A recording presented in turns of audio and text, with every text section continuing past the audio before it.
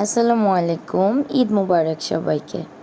কোরবানির ঈদে যে কী পরিমাণ কাজের ব্যস্ততা থাকে সেটা বলাই বাহুল্য, সেটা নারীদের ক্ষেত্রে হোক পুরুষদের ক্ষেত্রে হোক।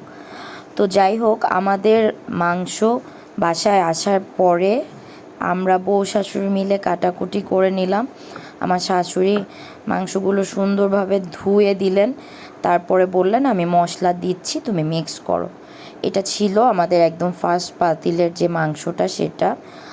আর কোরবানের এই প্রথম পাতিলের মাংসটা আমার মনে হয় সবার ঘরেরই অনেক মজা হয় আলহামদুলিল্লাহ।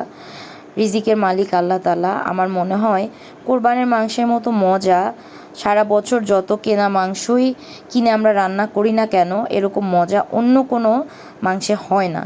কারণ আমার মনে হয় যে এটা সৃষ্টিকর্তা প্রদত্ত, আল্লাহ তাআলা প্রদত্ত একটা সম্ভবত কোনো একটা মিরাকেল। আর হয়তো এই স্যাক্রিফাইসটার জন্যই এই মাংসটা এত মজা হয়।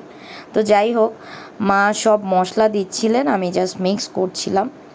তারপরে আমরা 12টার মধ্যে এই যে আমরা বউ শাশুড়ি মিলে আমাদের প্রথম পাতিলটা তুলে দিলাম।